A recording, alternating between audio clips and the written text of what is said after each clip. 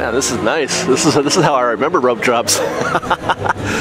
So anyway, I wanted to continue my Universal commentary, or at least give you a little bit, because I didn't really get to say a whole lot yesterday, in the videos that you guys are going to be seeing. Hopefully you've seen already. We had a good time. We were there for about 6 hours, and we had a pretty good time. And I did my best not to try to compare it to Disneyland, because it's obviously a different park. There's a different point of being at Universal. It really makes you appreciate Disneyland's overall effort in their themed lands idea. That's the one thing that I really noticed when I was there, was that I didn't really have a sense of being someplace. Whereas when you're in Adventureland or Frontierland, you're definitely in those areas. And everything around you is appropriate to that area. And really, why not? I mean, it should be expected, right? It's not a theme park. It's an amusement park. It's a tour of Universal Studios.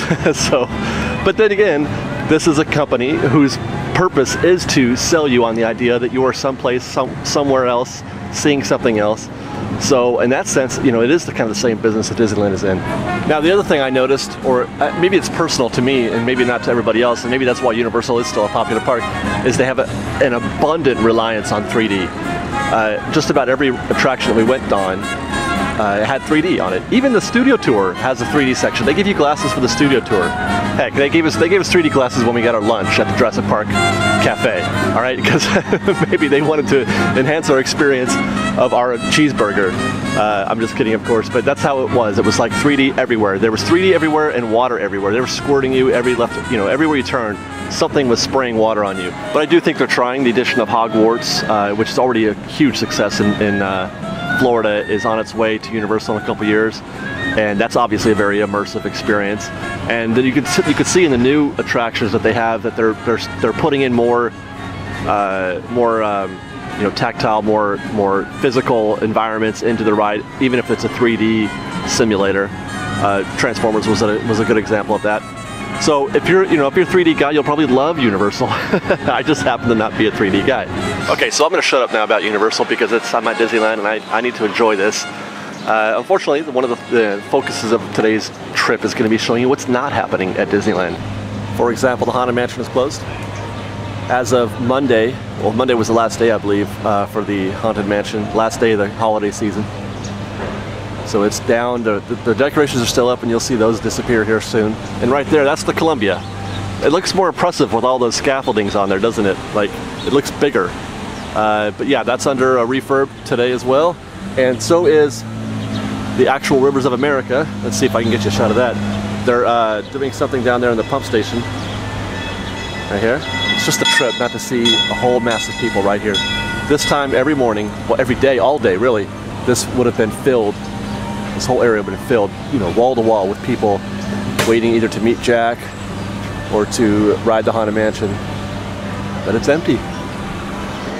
A lot of fake or scrim work here at New Orleans Square for the Club 33 expansion. You see these things up around quite a bit. Look at that. Another one right there. And all the way through here. Oh, this is different. This was not here last week. All the shops down here look to be closed.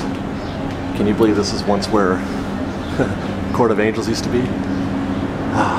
I know this is temporary with all these, blue walls and whatnot up, but it just kind of bums me out a little bit.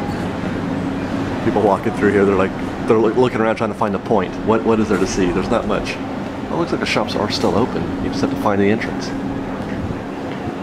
And it looks like with the Columbia being down for repair, that they're docking it here, dry dock at the Harbor Galley, and that means no secret path for anybody coming for the next few weeks, I bet. One final thing I wanted to add in regards to the discussion of Universal versus Disneyland, vis-a-vis, whether or not Disneyland should feel threatened by Universal, especially considering their recent emphasis on theming, like with Hogwarts and the Harry Potter lands. I think that my observation would be no, they don't need to feel threatened.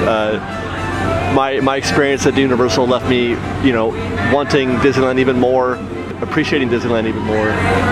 Yeah, I mean, they got a long way to go. They got a long way to go. Even if they are trying to get better at it, which they are, they have such a handicap. They're so far behind that there really is no hope for them, at least in the short term, unless they just completely redo Universal in the same way that they're doing Hogwarts, and the whole thing gets revamped. I would say that they got a long way to go to catch up with Disneyland. And that's only considering the theming part of the argument. I don't even want to get started on the quality of the attractions, and especially the quality of the cast members, or at Universal, I guess they're just employees or whatever. But there's just such a huge difference, and really, I don't think it's an argument at all. It's not an argument. There's Disneyland, and then there's everybody else.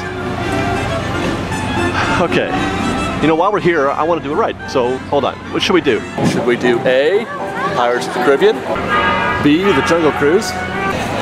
C, Indiana Jones and the Temple of the Forbidden Eye? D, Tarzan's Treehouse? Or E, all of them?